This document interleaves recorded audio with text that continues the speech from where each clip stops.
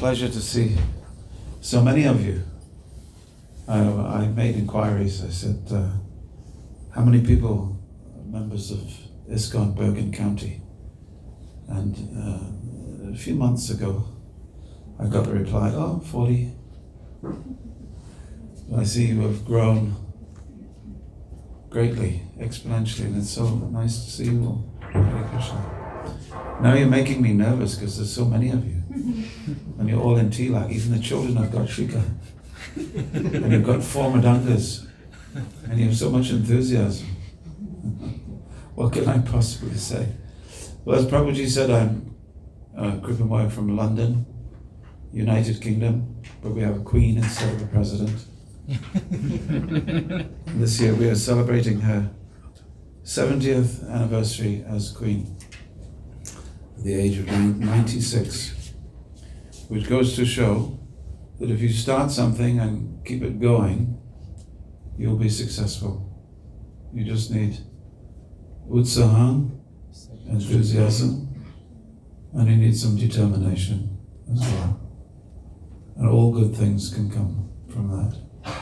Well, tonight my subject is how to develop the faith of Prahlada Maharaj, or how to develop the faith like Prahlada Maharaj. Usually, how many people here speak Gujarati? Oh, and at the so we have all the Gujaratis at the front, and at the back, Punjabis. Where are you from? Karnataka, Andhra, Tamil? No, not Tamil. Hindi, Mishri, Kichari. Yeah? So the dokla at the front and Kichari at the back. Usually when I get up to speak like this and people have not seen me before, especially if they're Gujaratis, they go, Are Bapre Maharaj Dorioje? Which means, oh my God, the Maharaj is going to speak, he's a white man. But I used to live in East Africa. Anybody come from East Africa? Anybody's family come from East Africa? No. It's a London thing. There was a dictator in Africa where many Gujaratis were living in Uganda. And he said, ciao. He said, get out. In 1972. And 100,000 Indian people came to London. And they settled in London, just 5 miles away from Bhaktivedanta Manor. So we have grown up together. So now I've been eating Gujarati food for so long, I say, Nene, Dorio Bare, Gujarati Anda. So those of you who may not know, Prahlada Maharaj was a saint. You know the story, everybody knows the story. We sing, every year we tell that story, but he was a young saint. He was a boy who went to school, and his father was very much non-religious, non-spiritual, very much not dedicated to God. When we think of a saint, we think of someone who's completely dedicated to God. When we think of a demon, Asura, it's a person who's completely not dedicated to God, but dedicated to himself. Yeah. And so the story of Prahlada Maharaj is told 14 times throughout Vedic scriptures. 14 times. Not just in the Bhagavad Purana, Srimad Bhagavatam, but 13 other times in different scriptures. Why? Because it's such a good story. It's a great story. And it's a good story because it perfectly illustrates divine characteristics and demonic characteristics. And only if you know both of them will you know, am I a devotee or am I a demon? Which is an important thing to know, isn't it? Otherwise, how will you measure yourself? What are you measuring yourself? Just down the road we have the place where Srila Prabhupada started ISKCON. When was it? 1965. 56? 66. 67? 66. 1966. I'm just testing you. So he started, and very shortly after, he wrote a list in his own handwriting of the 26 qualities of a devotee, and he pinned them to the door. And the devotees asked him, Swamiji, why have you pinned these qualities to the door? He said, so that you can see whether you're making spiritual advancement. He said, otherwise, how will you know? This is what a pure devotee looks like. And you can measure yourself. Have I this quality? Have I not got this quality? Where do I need to do some work? So Krishna does a similar thing with Arjuna. And he writes about the divine qualities and the demonic qualities in chapter 16. You must have read chapter 16. I'm not going to list everything because that would be too boring, and it's not a Bhagavad Gita class, okay? It's something else.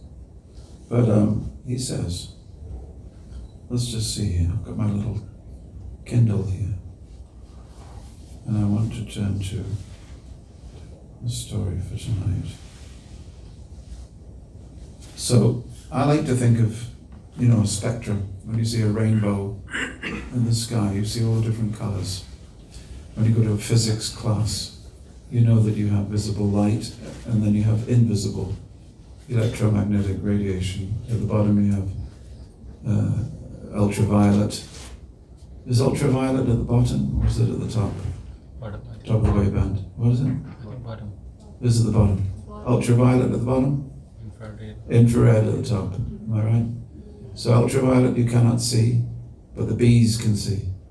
Infrared you cannot see, but other creatures can see. But there's a wavebands. And you know where you are. Invisible light comes in red, orange, yellow, green, blue, indigo, and violet. Okay. So imagine your continuum, your spectrum of divine and demoniac natures to be like this, where the demons at the bottom, where they should be, and the devotees at the top, where they always are. So spread out is a multitude of varieties of divine and demonic levels of consciousness. So which are we? Are we here? Are we here? Sometimes on a Monday morning, I'm right down here. Sometimes on a Sunday night, I'm right up here. And the way that you're all looking at me and listening to me tonight, I shall walk out on a cloud, thinking I must be something special because everybody was listening very carefully. Which means if I start thinking like this, then Monday morning I'll be right down here. So be careful. Abhiman. So Krishna makes it clear to Arjuna. Could I have a little water, do you think? Some water. Some Lutheran water. So, just a couple of the qualities that Krishna talks about here. He says fearlessness. That if you have a divine quality about you, if you have a saintly quality, if you have a devotee quality, you are, the American style, straight from the bottle. Okay. And the plastic bottle goes where? We don't know. Grand Canyon, somewhere like that. Recycle. It's recyclable. Do you recycle in this? Do you recycle here? We have recycling and other garbage. You have recycling. That's good to know. Glad to know you're doing something for the planet. Pushes you up the divine scale. So fearlessness. When you don't feel fear because you know that there's a divine agency that protects you, you know that there's an existence of a supreme who's got your interested heart, who loves you, who cares for you, who is your friend for many, many lifetimes, then you're fearless. Next one. But I'm not there yet. I believe in God, but my faith is not so strong. So this means one of the divine qualities is that you are interested in purifying your existence. What does it mean to purify your existence? What does it mean to purify? I used to study biology and chemistry and physics. I came to Krishna consciousness from a scientific background. What does purifying mean? Removing all the impurities. Removing impurities. It means removing things that should not be there. Just like this water. If I drink this water and at the bottom of the water I find a bug, and it's swimming around in the water, I say, please can someone purify this water for me? Put it through a filter. I don't want to drink bugs. I'm a vegetarian. So it means you want to remove the things that should not be there. So what should not be there? In the human heart is the demonic qualities. What should be there is only divine qualities. Now, in our religion, you don't have to believe anything in order to be spiritual. You don't have to believe anything at all, because we believe that you are already spiritual by nature. You don't have to believe in anything to be eternal. You're already eternal in nature. It's just that you're covered over. The consciousness has some impurities. So we have to remove those impurities. Next one. Charity. Not making yourself the center of all life, but trying to think of the welfare of others. It goes on. Self-control, study, trying to understand spiritual knowledge like that. So you know these things. Then Krishna lists the qualities of a demon. Okay. See if you can identify any of these qualities. He says, Dambo, Darpa, Vimanascha, Krodha, Parusyam, Evacha, Ajnanam, Chavidratasya, Parthasampadam, Asuri. So Damba means pride. Darpa means arrogance. Abhiman, it's a Gujarati word, isn't it? A Hindi word. Abhiman. It's another type of pride, isn't it? Conceit, thinking of yourself first. Krodh, anger, yes. Parusyam, Prabhupada translates it as harshness, but it springs from anger. It springs from anger. Harsh, you know the word harsh? Not harsha. Harshad. These are nice names. Harsha. English person comes into a room and someone says, Harsha. He says, oh, that's not a very nice name. Harsh. It's a nice name. But harsh means being very mean-spirited, offhand with people, not very tolerant, not very patient. What do you want? What do you want? Huh? Who are you? Who are you to tell me anything? It means on a Monday morning, you're angry from the week before. Harsh. Then what else? Ajnana means ignorance. Ignorance. The English word ignorance means to ignore. God is there, but if you pretend that He's not there, you're ignoring Him. And this ignoring God is ignorance. See? That's where it comes from. So all these things are the nature of demoniac nature. Now in preparation for coming here tonight, I looked at the word arrogance in a dictionary. I thought, let's focus on that. It means exaggerating your own worth or importance. Exaggerating. Each one of us is important, and each one of us has people in our life that we think, they think that we are important to them. I have children, and I'm important to them because I'm their father. But I'm not that important. Especially now that I've just done my daughter's wedding, I'm less important. More important now is the husband. Okay? Stop listening to Daddy, now I'm married. Or she will say,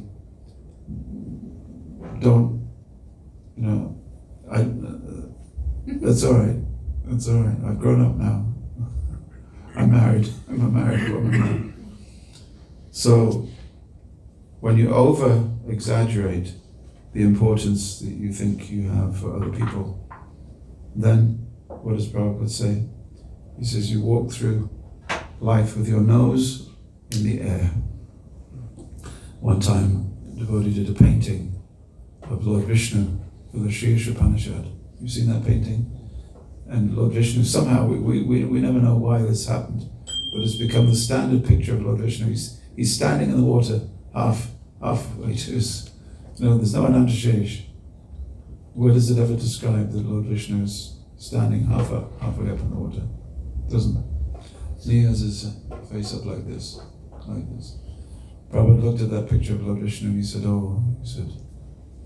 He said, Lord Vishnu is not puffed up. He said, he's not puffed up. Why is he like this? So then I looked at the word conceit, excessive pride in oneself. So if you take, you know how sometimes you take vegetables and you make a smoothie, or you take fruits and you make a smoothie, and you put everything together in the Vitamix, huh? Or have you got a NutriBullet? This isn't an advertising program for anyone. But you take everything and you put the berries in there and you put the whatever you put in, you know. Make sure you don't put your finger. But you whiz it all together, and what comes out the bottom end in the form of a drink is sort of a slice through everything that you put in. So you take all the ingredients. Now if you take all the demonic qualities and you put them in a Vitamix, at the bottom you get a certain smoothie drink. If you take all the divine qualities and you put them in a NutriBullet, at the bottom you find some things. And you'll realize why I'm talking about this as we get to the end. So I reckon that the demonic smoothie would be someone who's always thinking about plans for himself. Always thinking about his own enjoyment. And when you have enjoyment, the next thing you have to worry about is how to hang on to that enjoyment so that you can repeat it. So enjoy, next thing comes control. You have to control. And so that no one takes it away, you have to then worry about security. So pleasure, control, security, these things. And demons are very intelligent also. And the more intelligent a demon is, the more he thinks of the future. So a big demon, a very intelligent demon, thinks pleasure in the future, enjoyment in the future, control in the future, security in the future. He may not even be thinking about doing any pleasurable activity now, but he's very happy that it will take place in the future. So let us think a bit about Hiranyakashipu. Hiranyakashipu, was he a demon? Yes, he was. But he was a very intelligent demon. So he did meditation. How many of you admit it on a Monday morning, tomorrow, when it comes time for you to do your daily meditation, and if you were a little bit late tonight on a Sunday evening program, how many of you would find your meditation a little bit difficult? Okay, your japa. Hare Krishna, Krishna Krishna, Hare Hare. You've all got tilak on. I'm looking, I'm seeing lots of tilak. Very nice. But how many of you still find meditation a little difficult? You know, no one on that side is putting up their hands. They go, no, not me, not me. It's difficult, isn't it? Now imagine that you're sitting in one place and you cannot move. Some big Maharaja has come here and told you, for 16 rounds of japa, you cannot move. And then imagine during your japa period, an ant has come onto your leg and is nibbling at your leg. Now imagine your whole body is crawling with ants. Your whole body is crawling with ants and they're eating your flesh. Could you do it? No. But Hiranyakashipu is a demon and he could do it. He's sitting there in meditation and the ants ate away all his body till there was nothing left. That's what it says, Bhagavatam. But he became so powerful through his meditation that flames were coming out the top of his head. So this is how much determination he has, and he's a demon. Prabhupada one time told the story of Joseph Stalin in Russia. He said Joseph Stalin was so determined to control all of Russia, to make his gains secure, that he even had a stomach operation without any anesthetic. Can you imagine that? Stomach operation, and yet he killed 30 million people. Through his orders, he killed 30 million people. So he's a big demon, and yet he's able to do tapasya that we cannot even think of. So this is a demonic tendency. Amazing yoga, amazing tapasya, amazing vairagya, and yet it's all self-centered. It's all for them. It's all to get away from God. So the devotee is the other way around. The devotee is only thinking of God's pleasure, the control of God, and the security of God. You see?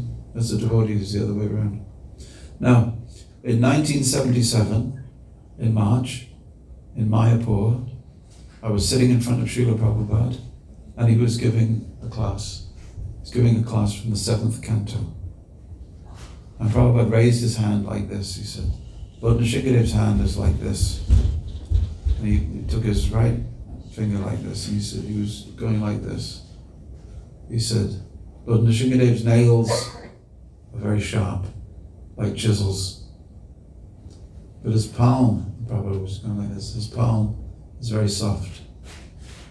He said his palm is very soft for the devotees. He said his nails are very sharp for the demons. Prabhupada's point was that we just have to choose which we want. God can be anything to anyone. What is your relationship with him? If you are demonic, you will turn away from God, and you won't be able to even imagine that any such person as God exists. You're so self-centered, you cannot see it. But if you become a devotee, you are training yourself, you're purifying your consciousness so that eventually you'll be able to see God. So why is it so hard? Because we have yet to train ourselves. You know, when my children, my two daughters, were 8 years old and 10 years old, Tulsi and Janavi, they came to me with a book called the Magic Eye book. Have you seen those? Magic Eye. And it looks like some crazy design. And they said, Daddy, there's a dolphin and it's in 3D. You just have to look at the page. You know, you look and you. So I was looking like this and like this and like this, and I said, I can't see it. And they were both laughing. They said, no, you have to use your eyes. You have to train your eyes. I said, what shall I do? You have to look long distance. And so I looked at the end of the room, and I slowly pulled it into my vision, and pop, there was a dolphin. So it wasn't the picture that was at fault, it was my eyes. Same reality, but I could not see it. It was there, but I couldn't see it. Prabhupada was in Edinburgh, which is the capital of Scotland, and he was sitting on the Vyasa-san, and he'd just given a talk about becoming Krishna conscious. And as he was just sitting there at the end of class, right at the end of class, the devotees were just looking at him, and he was like this. The clouds opened up, and a ray of sunshine came in through the window and illuminated his whole face, just his face. And all the devotees went, wow. And Prabhupada just opened his eyes and he said, when you become Krishna conscious, it is just like that. So, which one do we choose? So, the difficulty with being a demon is that you cannot see God. One time they came to Prabhupada in Los Angeles, I believe it was, and Prabhupada had just finished talking to some reporters, and he was explaining to them that God dwells within, but we can also see him without. And devotee said to the reporter, he said, no, what he means is that he can see him within the heart, he feels his presence. Prabhupada looked at the devotee and said, no, he said, that's not what I said. He said, I see Krishna standing before me. And the devotee just went like that. And they came to Prabhupada the next day and they said, Srila Prabhupada, you speak with such conviction, you're so convinced. How is it that you are managing to convince other people because of your... He said, it is just like a blind man comes to me and he tells me that there is no sun in the sky. He said, would I believe him? He's been blind since birth. For him, there is no sun in the sky. He's trying to explain to me that there's no sun in the sky. But above his head, I see the sun shining.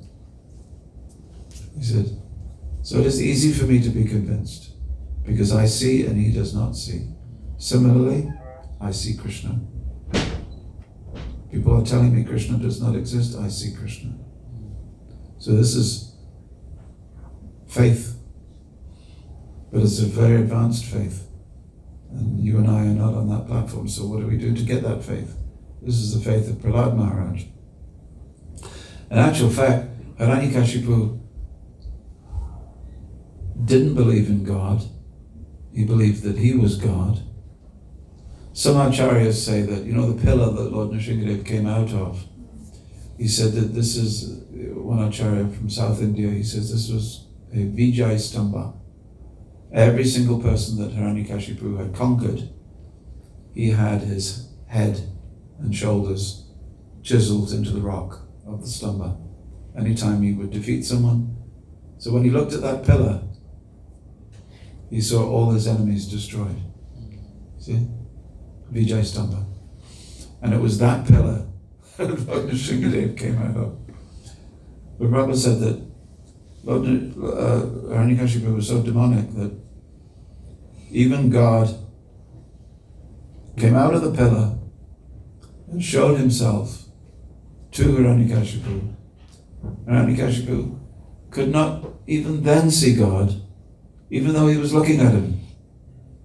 He was looking at God. Huh? Where's your God? Show me. He came out of the pillar. Here I am. And who is this? You see? Ridiculous. God comes, and still you don't believe him. Prabhupada said there are two men in Bengal.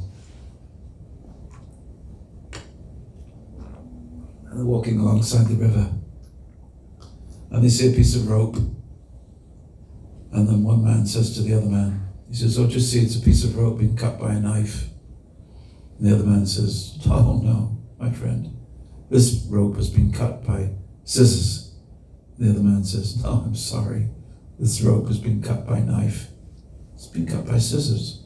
It's been cut by a knife. Scissors, knife, scissors, knife, scissors. Eventually the two men start. It was a Hindi movie. And one man falls in the water, and the other man has his hand on his head. He's pushing him under the water, he's drowning him. And just some bubbles are coming up. And up with the bubbles comes the man's hand. And he gets up like this. He's Prabhupada said, the man is dying. And still he's fighting. So the same way, Hiranyakashipu, he's dying. The moment Lord Nrsimha came out of the pillar, Hiranyakashipu began the walk of death. Began the walk of death. And still, who are you? Who are you? I'm right, you're wrong. Now Prahlad Maharaj was the other way around. Prahlad Maharaj was the other way around. Lord Nrsimhadev was invisible, but he could see him. For Hiranyakashipu, Lord Almighty God was visible, but he couldn't see him. Standing in front of his eyes, couldn't see him. Prahlad Maharaj, the Lord is invisible, but he saw him. He saw him everywhere. And he saw within the pillar. And one time Prabhupada gave a class and he said, Prahlad Maharaj looked at the pillar and he saw Lord Nrsimhadev. And Lord Nrsimhadev, he winked. Prabhupada loved Lord Nrsimhadev and the stories. So,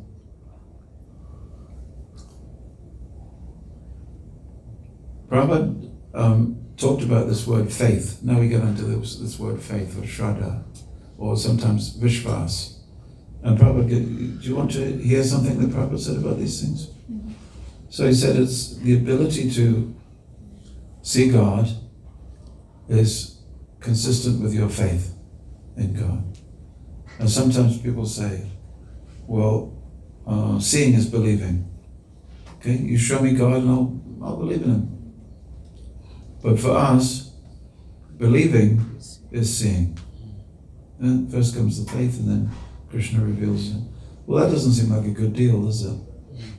Doesn't seem like a good deal. Surely Krishna should come before me. Then I can believe in Him. Okay?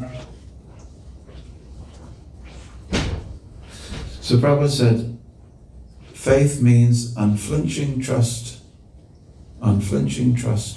in something sublime, something that's very difficult to see, but you have trust. And sometimes we say to people, do you have a brain? And they go, of course I have a brain. What do you think is inside my head? Mushrooms? Of course I have a brain. And we say, have you ever seen your brain? Oh no, of course I haven't seen my brain. Well, how do you know you have one?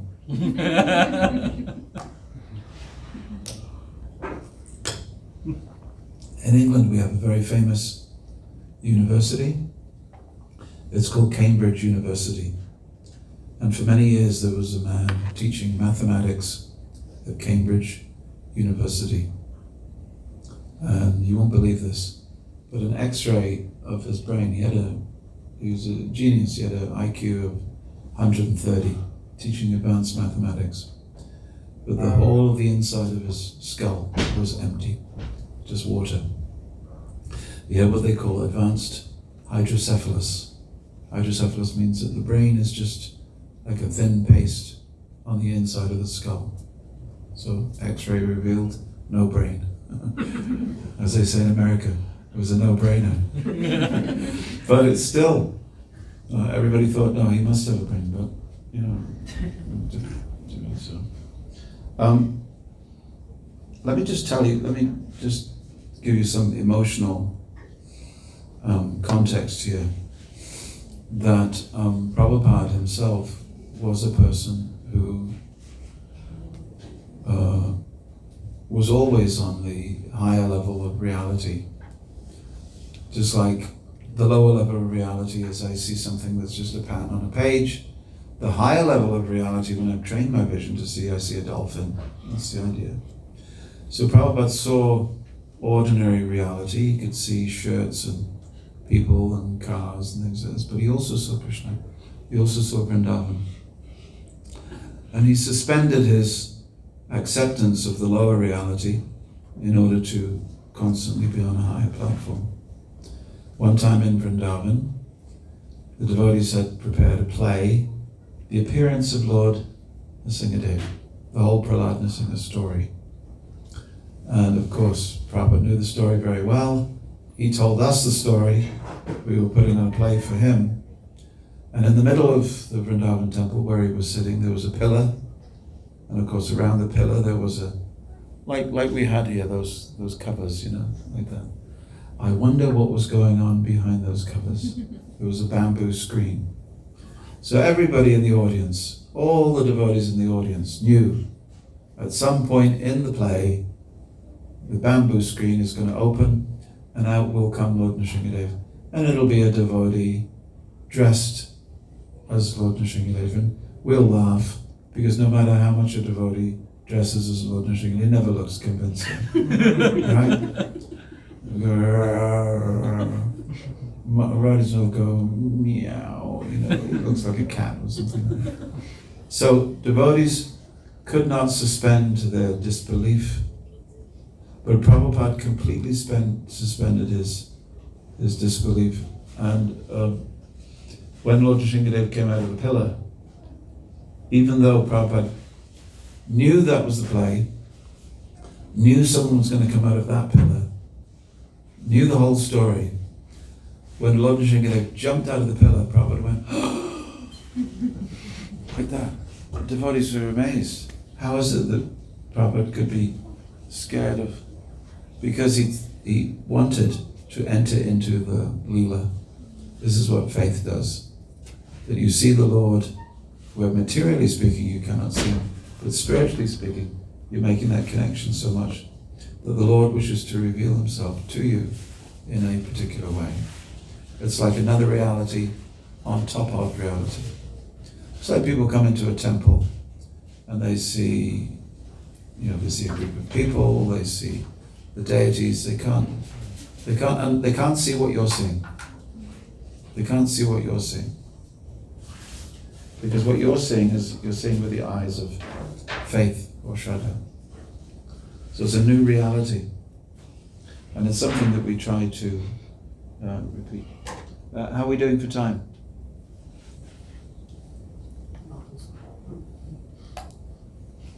We have 10, 15. I can go on for hours. I once gave a Nrsingadeva Appearance Day class for 4 hours. There's 4 other devotees just sat there. We had nothing else to do, there was no breakfast. So when Prabhupada talks about faith, he often refers to this one verse. Shraddha Shabde Vishwasa Kahe Sudrida Nishchoy Krishna Bhakti Kaile Sarva Karma Krita Hoy. This is Madhya Lila, chapter 22, verse 62. And Prabhupada, every time he's talking about faith, whether it's the faith of Prahlada Maharaj or the faith of this person, that person, he refers to this verse.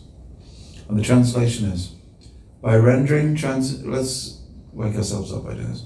By rendering transcendental loving service to Krishna, one automatically performs all subsidiary activities. This confident, firm faith, favorable to the discharge of devotional service is called Shraddha. And Prabhupada distinguishes between initial Shraddha and advanced Shraddha.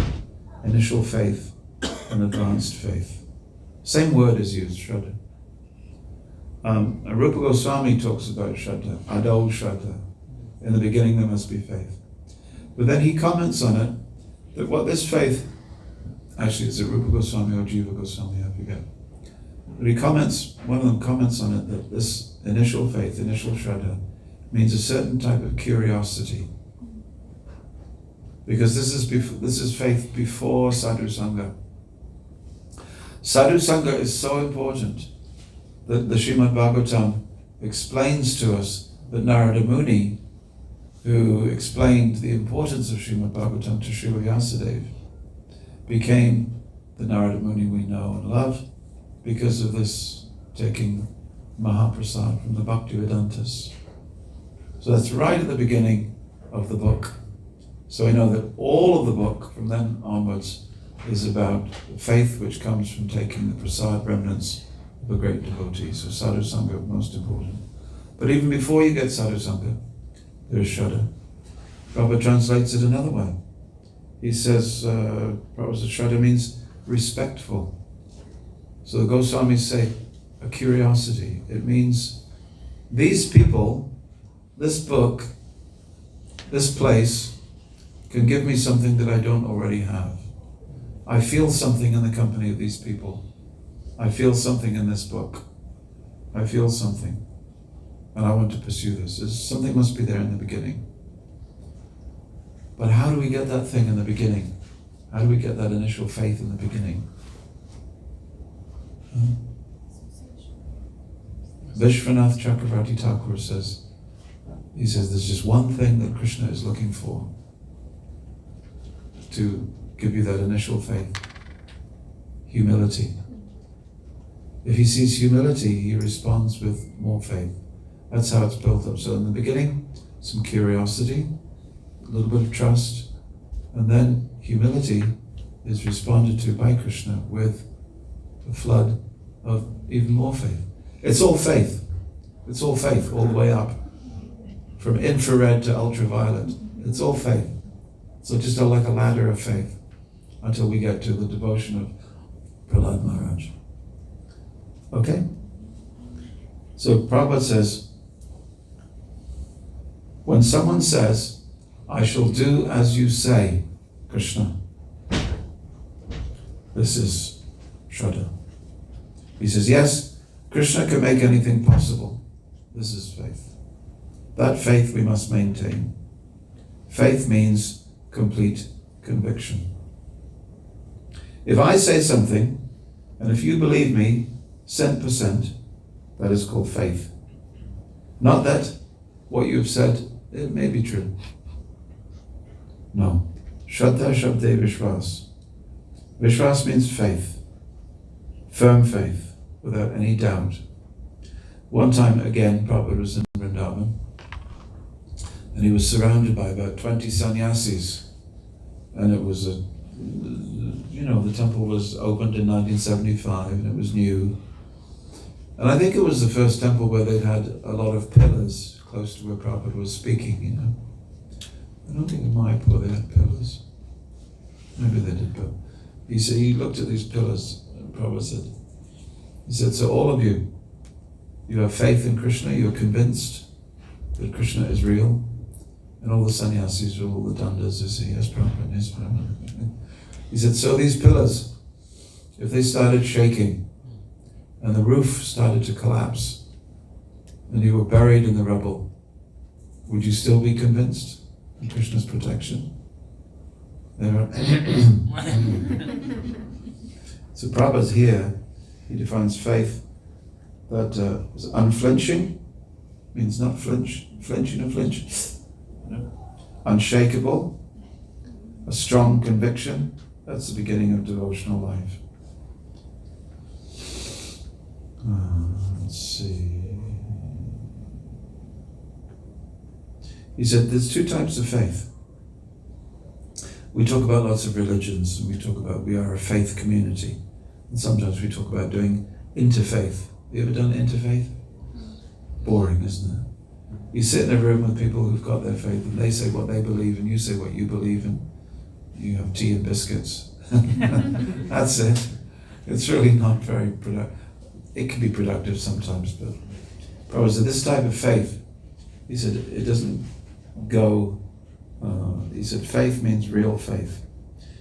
It means that if I believe in God simply for taking something from God, that's a different type of faith. That is in the lowest stage, just like a small child. He has got faith. But if a learned, educated child, he has got different faith. Oh, my father, my mother, they've done so much for me. Let me do something for them. So somebody is saying, oh God, give me my daily bread. This is also faith. But somebody else is trying how to please God. That's a different type of faith. You see? So as devotees, it's not just that we come to this place here in Bergen County because we have a belief, but it's we're also trying to develop that belief. Because our belief is also linked to humility and the desire to purify ourselves from things that are preventing us from further development of faith, that continuum. So we can never be happy with where we are. We're always meant to be hungry for the next level, and then we'll move forward. So Prabhupada makes that point. He said, don't stay in a hazy state. Whose Krishna consciousness is hazy? Are you hazy? Or are you focused? Sorry, I'm not trying to bully you. Who are you coming in from London, challenging us? I'm sure your faith is strong. But there's a difference between being hazy and being focused. That's another way Prabhupada describes it. Here's a difficult one. Prabhupada said, God is putting me in distress. Still I trust Him. Or God is putting me in happiness. Still I trust Him. That is called firm faith. In any circumstances, the faith is not withdrawn. That is firm faith. That type of faith will see you through all different types of circumstances. Now, back in 2007, when I was 50, a young man, a doctor came to me and he said, I'm sorry to break the news to you, you have cancer. And I went, Hari Babri, oh God. And if anyone comes to you with the words, you have cancer, They usually try to break the news to you by saying, you have a few cells. Few cells, cancerous. It makes it sound like a small thing. But my doctor was not like that. He said, we're going to try and save you. He said, and immediately I went to Krishna and I said, Krishna, why me? Why now? I'm a good person. I've been a devotee since I was 17, young boy. I've served you so many times, served you for so many years. I don't deserve this. Why have you done this to me? What I didn't know was that just a few weeks previous to that, a man who was the top cancer doctor in the whole country had walked into the temple and he'd gone, Jai Shri Krishna, can I offer you any service? Not me. Can I offer the temple any service? And so he ultimately saved my life. So I had a problem. I doubted whether Krishna was on my side. But the process of me getting better was already happening. And I just had to have patience. So we just had patience and I became a patient. And he saved my life. So the reason I'm in Bergen County tonight is because of Krishna's protection. Haribol.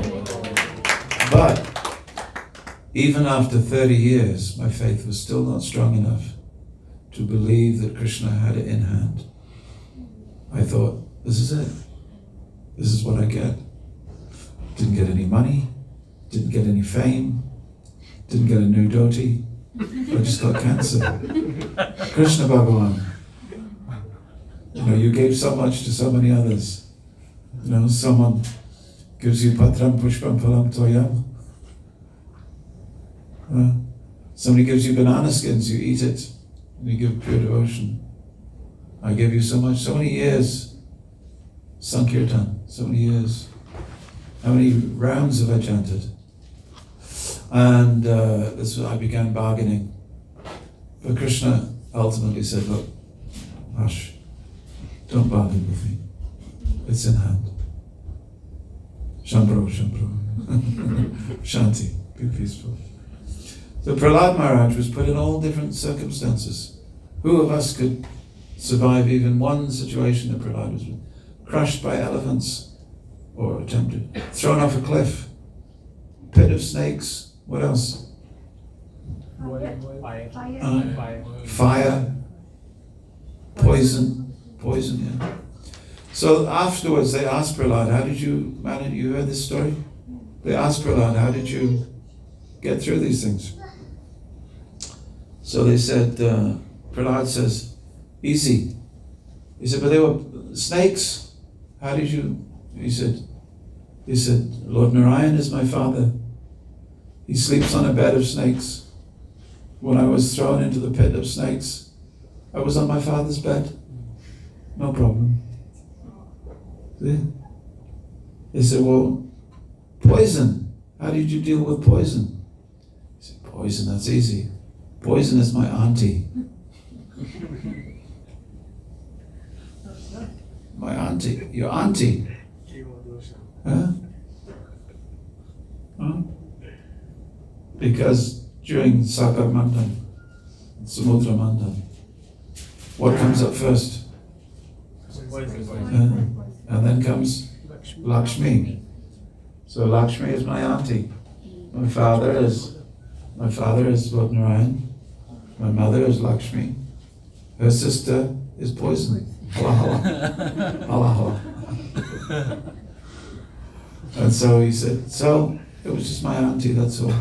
I was sleeping on the bed of my father. The poison was my auntie. He said, oh, very good, you're doing very well. But what happened when you were thrown off a cliff? He says, not my father's other wife. What do you mean? Bhumi Devi. Sri Devi, Bhu Devi. Well, I was falling and she caught me. What's the problem? Get a way out of everything, isn't it? He said, well, what about fire? How did you survive fire? He said, fire is my father's tongue. Vishnu Jiva. when we do the havan, when we do the homa, the fire is the tongue of the Lord. That's my father's tongue, that's all. So in this way, everywhere he went, he saw that the Lord is protecting me. Either the Lord, or the consort of the Lord, the associate of the Lord, or the devotee of the Lord. And I think that sometimes, we are expecting Krishna Bhagavan to come playing a flute and standing in front of us. But sometimes we've just got to understand that Krishna sends his devotees. Krishna sends his bhakta. Well, then if Krishna Bhagavan's not going to come in front of me, then maybe Narada Muni will come. Oh, you can't demand. Here in Bergen County, you can't demand that Narada Muni will come in front of you. Might be Ramachandra. Right? Might be someone will come in front of you. Oh, him. Oh, her. I know them. I live next door to them. I've seen them for many years coming to the temple. You can't think like that. If Krishna is using each and every one of us as a messenger to speak to you, it's just like the famous story of the man that was in a flood. He was in his house, okay, and the flood water was up to the window. They said, "Quick, get in the boat, get in the boat." You know that one? Up to the bedroom window, up to the roof. Helicopter came. He drowned, and he went, and he said, "God." He said, "Why didn't you help me?" He said, "I sent 2 boats and a helicopter for you." It was an Indian version of the story. Young boy sitting in front of his guru, and the Gurudev said, "So there's the Atma and the Paramatma. Every creature has the Atma, but every Atma has Paramatma. So you should have no fear of anything." Boy, he went out the next day. There was a mad elephant. We always talk about the mad elephant offense, don't we? But have you ever seen a mad elephant? Have you actually seen a mad elephant? My God. We had a devotee, an American devotee, and he was on Padayatra with us in India. And we had a middle-sized elephant called Lakshmi. Okay, but he would take a stick and he would whack her on the back. She didn't like him. I don't think he liked her, but she really didn't like him. So one day, she just turned around and she wrapped her trunk around his chest, lifted him up in the air like this. And the Mahat, he thought, oh my God, she's going to smash him on the floor. But she just lowered him he was screaming, arms flailing, legs kicking, bladder emptying. And she laid him down on the ground, very, very gently, like a loving mother. Then she took her front foot and she put the front foot on his chest, very gently. Didn't press, didn't crush. She just stayed there. And the Mahout, he came up and he was whacking her, trying to get her to move. She stayed there for 20 minutes until this devotee had practically passed out unconscious out of fear. And then she just lifted her leg very gently and moved on. And he never, ever touched her again. Mother's Day key. So don't mess. How do we get onto that? Anyway, so the boy was looking and he said, "Oh no, my Gurudev has told me, mad elephant, no problem. Mad elephant, no problem." And so everyone was, the man on the Mahat on the top of the elephant was saying, "Get out of the way, she's gone mad, out. And everybody was running this side, running that side, running that side. And she came and she crushed him and he broke a leg and he broke his arm. Then he went to the hospital and got patched up and he came hobbling like this. "Gurudev, Guru Maharaj, you said Atma Paramatma. You said I would be protected."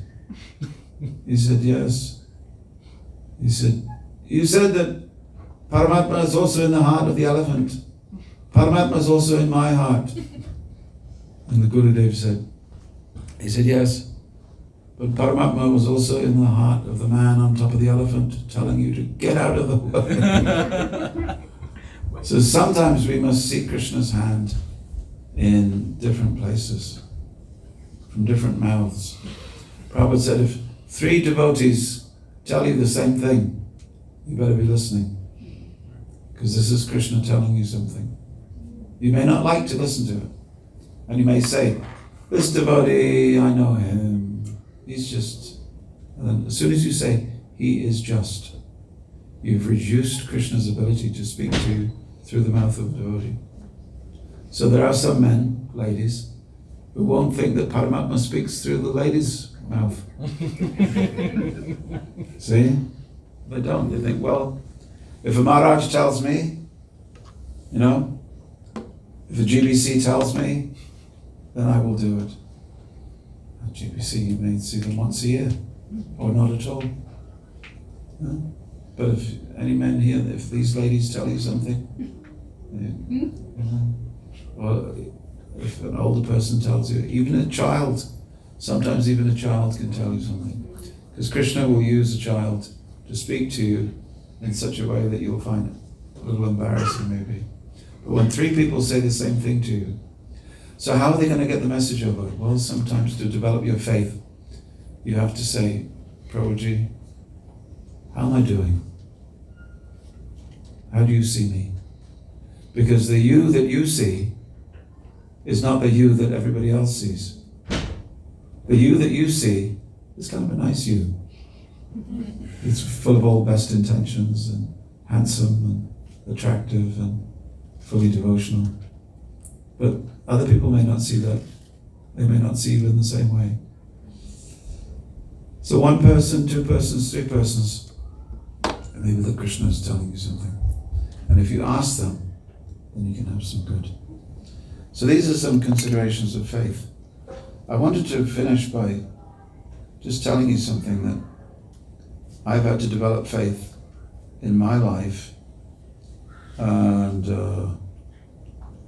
I started off, I came to the temple when I was 17, and I had to wash the floors and empty the dustbin, or the trash cans, as you would say, a garbage can. We say dustbin. But anyway, it's all hard work, all meaning. And I did that for 3 days. Then a devotee came to me, and they really needed people to raise funds. Please tell me a branch of ISKCON where someone isn't saying, we could just do with more men and money. Always like that. So they said, would you like to go traveling and selling Srila Prabhupada's books? So I was watching his mouth move, but I couldn't understand what's Srila Prabhupada, what's books, what's, all I heard was blah, blah, blah, blah, blah, blah, blah, traveling, blah, blah, blah, blah, blah. I said, oh yeah, I know. And then I was traveling for 6 years. 6 years in the back of a van, back of a truck, with 3 other brahmacharis. Different brahmacharis every week, because we used to fight so much. Cold water in the morning, up at 3 o'clock. And one time I asked the question, I said, you told me that there's a Hare Krishna movement. You told me there's a Hare Krishna movement. I said, where is it? Because in this temple, Bhaktivedanta Manor, there was 20 people. And in the London temple, it was 15 people. So it's 35 people in the Hare Krishna movement. I said, where is the Hare Krishna movement? I said, well, this is it. I said, and then they said something very important to me. They said, but you're creating it.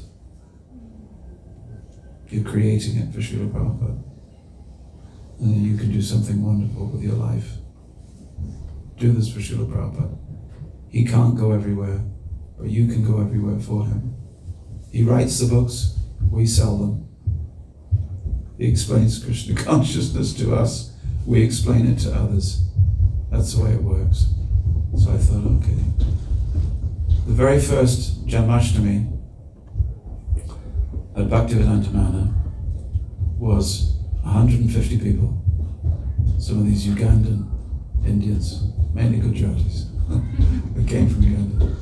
Jambo. So there were 3 tables on the lawn, one selling keychains with pictures of Krishna, the other life membership table, and the other was selling calendars or something like that. Anyway, then the second year, 5,000 people.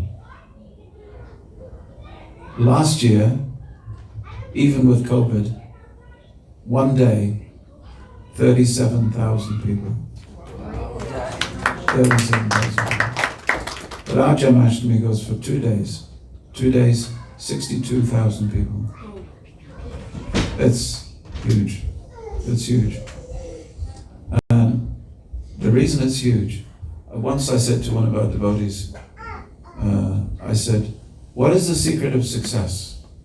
What's the secret of success? He said, it's quite simple. And he held up a coloring book, a children's coloring book. He said, this coloring book and these sweets. And he held up some, we call it coconut ice. Do you know coconut ice? It's just coconut mixed with, well, it's just a pink coconut sweet. And he said, that night after night, 3 houses a night. We make 3 visits a night. So Monday night, we'll go to 3 homes, 3 families. Tuesday night, 3 families. And the 6 of us do it. And this one activity, very simple activity, visiting people in their homes, giving the coloring book to the children, giving the sweets to the adults, never asking for money, not asking for a penny, until the 3rd visit. Until the 3rd time we go, and then asking for something. And then the youth clubs, we started something called the Mahabharata Youth Club. And from this came many young devotees, and I was very pleased to see so many young people here. And they've all gone to Sunday school. But this is one of the secrets. And it's led to, now we have a big local congregation is very, very active. Because in the words of John F. Kennedy, we should say, do not ask what this movement will do for you, but ask, what can I do for this movement? We know that's a great American saying, isn't it? So this is the mood of the devotee. And less of a devotee says, I joined ISKCON. I am the life member. You did not pick me up at the airport. Where's my Tulsi bush? Where's my books? Okay. So this is like I gave you something, but I expect something. You may come here week after week after week. No one will give you anything except love, consideration, encouragement, guidance. But what you can do is to make a wonderful contribution. It's a wonderful contribution. And you can expect a flood of reciprocation from Krishna. This is the thing. One thing I can tell you is that Krishna is very generous. As Prabhupada told us, Krishna is very generous, he said even a company director, a CEO, he pays his marketing manager. Someone does marketing for a big company, it brings in sales. So you always pay your marketing manager. So if you become Krishna's marketing manager, Krishna is not a poor man. He will pay you very nicely. Everything comes. So if you just take it upon yourself to spread Krishna consciousness to as many people as possible. But in a scientific way, one thing we've noticed is that when we develop congregations up to 150, there's energy up to 150. After 150, it's like a bell curve. It just goes over like that. So we find that real connectivity comes in human relationships, not in big temples. There are many big temples, many big churches all over Bergen County, all over America, definitely all over England. England has a lot of churches. We have so many churches. Most of our churches in England were built in the 11th century. 11th century. At a time when the entire village would come to the, so William the Conqueror came from France in 1066. I know that's a long time ago if you're an American. 1776 is way, way back. But imagine the year 1066. By 1080, they were building temples. Not temples, churches. So in those days, everybody believed in God and everybody believed in heaven and hell. You had to go to church. Now, you have a church built for 300 people and 6 people come. The church is empty and cold and they have no money. So the churches are being sold off. Now, for things to stay dynamic, they have to be spiritually strong and people have to be faithful. Faith is a growing thing. Just like the name of this church, the Lutheran Church. Everybody knows Martin Luther King, right? But did you know that Martin Luther King's name, Martin Luther, came from a Martin Luther who lived in the 1500s in Germany? Did you know that? We're meeting in a Lutheran church. It comes from that time, from the 1500s. So he was a Catholic, he was a priest, he was a monk, but he was very unhappy with the lack of spiritual dynamism, the lack of genuine faith, not ritualistic faith, but strong faith in his church. So he could see that it was all about money and buildings and, costly robes and ornamentation and decoration and everything like that. It had gone totally that way. So he came with a long list of 93 changes that he wanted to see. And he came to the cathedral where the bishop was, and he took this list, and with a hammer and a nail, he fastened it he just banged it into this long list. These are the changes that we want to see in the church. And this one activity, one list nailed into a wooden door in one town in Germany, completely changed the face of Christianity. Because every so often, one type of faith gives way, a higher type of faith gives way to a lower type of faith. And so things need to be pumped back up. They need to be pulled back up. So the faith that we're talking about in Krishna consciousness is your personal relationship with Krishna when you meditate in japa. Your personal faith with Krishna when you read the Bhagavatam. That's one level. The next level of faith is when you sit together with other devotees to do kirtan. The next level of faith is when you take that and you share it with others in the form of sankirtan, samyak, making it complete. But in every congregation we find, whether it is the Christian or the Jehovah's Witnesses or this one or that one, only 10% of the people take up the mission. But where it can change is if every single person in every single congregation in ISKCON takes it upon themselves to share the message of Krishna consciousness with at least one other person every week. That's 52 people you've told about Krishna consciousness every year.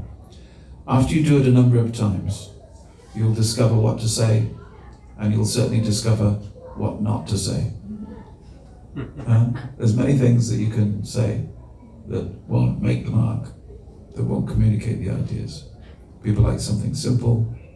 They don't want long lectures, not like this one. Simple statements. Might be a calendar, might be a coloring book for the children, might be a sweet, might be some small book, something, some message.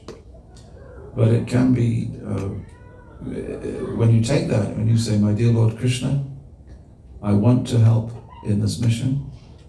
Please give me the strength. Please give me the words. Please show me where to go, and I will be your messenger. Then you see the magic happen. I had such a bad day one time. We were in Dublin, and my friends, it was dark, it was cold, it was raining. We'd had such a bad day. because the books had not sold, the people were unfriendly. And then one young man at the end of the day came up to us and he said, "Hello, were you the Hare Krishnas?" We said, "Yes. I've been looking for you for 2 hours." And what he found was the corner of a Back to Godhead magazine, just the front page where it said EAD, just the Back to Godhead. In those days we would sell them on the street. He said, "I've been looking for you the past 2 hours." And my friend who'd had a really bad day, he said, "You have to give up sense gratification." It's not the best preaching line, but he just had enough that day. You have to give sense gratification, you have to shave your head, you have to move into an ashram and become a devotee. Don't mess around with life, material life, you're just wasting your time. How far do you think you'd get with that message?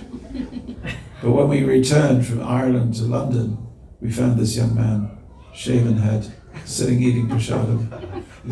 He said, "I did what you told me to do." He went on to become a temple president. Haribol. I spoke to one young man, and I said, "You should really join and take this seriously." He's now a sannyasi in ISKCON. You never know who you're talking to. You never know who you're talking to. Krishna may make arrangements for the next big donor. Don't get any funny ideas. The next big donor, the next big Prabhu, the next big Mataji, the next big something or other, maybe just waiting to join. And see what you've done. See what you've done since. How many years ago did you come start meeting here? Is it 2 years? Possibly 2019. 2019, okay, so quite some time. So 3 years, okay. So just see. We've been out for 6 months, 3 months, 4 months. Because of COVID. Yeah, COVID has stopped everything in its tracks, isn't it? Although I think it's convinced a lot of people too, So the idea is that every big temple is made up of small groups. Just like, like every body is made of 33 million or 33 trillion, I forget. 33 million cells. So the cells in your body are each functioning units. So every big congregation is made up of smaller units. If you just meet together in this way and try to see, who am I helping? Who's helping me? And who's my friend? They're all friends, but I'm being helped by someone. In Bhaktivedanta Manor, we have a mentorship system, like a counselor system, where you're a member of a group, you have a mentor, you have someone looking after you. And it took us 3 times to launch it. But now that we have launched it over the past 6 years, no one would think of not doing it. It's a wonderful way. Who's helping me? Who's my friend? Who am I helping? These are the questions that you should ask yourself and have a reply to. As well as, how am I reading? How am I chanting? How am I getting up in the morning? Someone asked me, a husband and wife asked me the other day, they said, Prabhuji, what is the most important information you think you could give to young householders? I say, 3 pieces of information for young householders. Get up in the morning, get up in the morning, get up in the morning. They said, we get up in the morning. So, get up earlier, get up earlier, get up earlier. If you get up earlier, just an hour earlier, your whole life will change. Very simple thing. Hare Krishna. Save yourselves, save others. Any questions? Question at the back there. I know the prasadam is coming in, we can smell it already. Yeah, at the back. Prabhuji, you mentioned looking for security as a demonic characteristic. But then you also told a story of a man who got two boats and helicopter came for his rescue. Yes, indeed. And he didn't choose to opt for them. So the question is,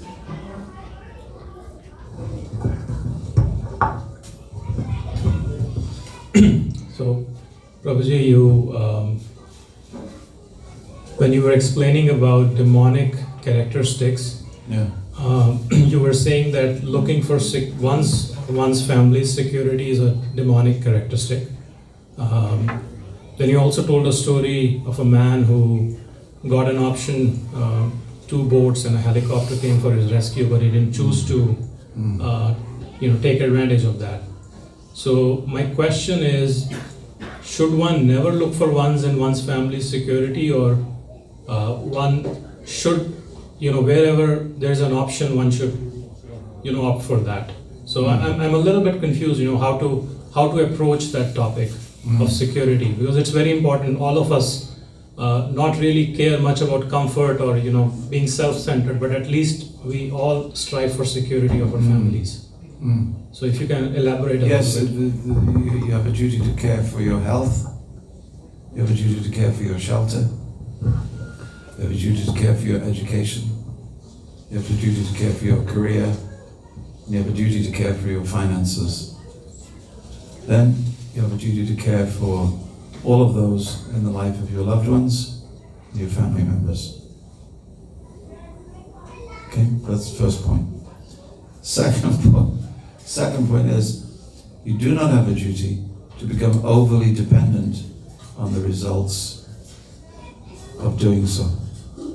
In other words, if you're looking to those things for your pleasure and your sense of establishment and your sense of I'm leading a good life, then you will be disappointed. So it's the extremities. It's where you're looking for your sustenance. But you'd be foolish if you didn't look out for your security and you also at the same time had 4 children. You've got to look after the security of your children. Well, Prabhuji said, I don't have to look after the security of my children. Is that my child in the middle of the road there? Anyway, Krishna will look after him. No. We can't get out of it that way. Very well.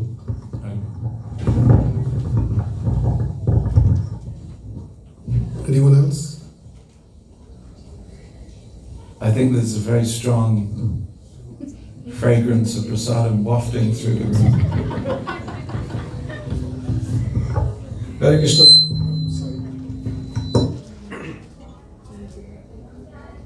Hare Krishna, Prabhuji. Thank Hare you for Krishna. this. So, my question is that, the faith is always tested by calamities, and calamities are sometimes when the life is going smoothly, then we take things for granted and not really focus on developing the faith or focus on growing spiritually. So are we asking for calamity, or why we don't remain serious and focused when things are going smoothly? Yeah, don't worry, it'll come. It will come. As sure as we have many different things come to us, whether calamities or not. Sometimes there will be prosperity, sometimes there will be adversity, sometimes there will be health, sometimes there will be sickness, sometimes there will be happiness, sometimes you'll be miserable for no known reason. So these will all come in the course of life. It does serve us well if we don't become too comfortable when happiness arrives. And it serves us well not to become too distressed when calamities come. We don't go looking for calamities. Queen Kunti might pray like that for a week. It's like the man and his wife who had no children. The villagers came to them and said, you must be so unhappy because you have no children. The man said, Kapi kushi, kapi gum. So they said, oh, well, he must be a yogi or something like that, you know. So then they had a son, and they came to him. He said, well, now you must be very, very anandam, because you have a son, you have a putra. He said, Kali Krishna, Kali. So it went on like this. So the boy grew up and he grew tall and strong. And they got a horse for the boy. And then the horse ran away. They said, you must be very upset, we heard your horse ran away. He said, and then 3 more horses came back, wild horses he brought them. And so now he has 4 horses. So the boy was riding these horses and very strong. And he fell off and broke his leg. They came to him and they said, now you must be so sad. He said, you have to be tolerant of these things, he said. And then there was a general that was fighting the opposing army. They came to the village and they took away all the young men except this man because he had a broken leg. And then the villagers, they understood. They understood. We have to be, as Prabhupada said, equipoised amid prosperity and adversity. It's the best way for devotee. Hare Krishna. Thank you very much indeed. Thank you.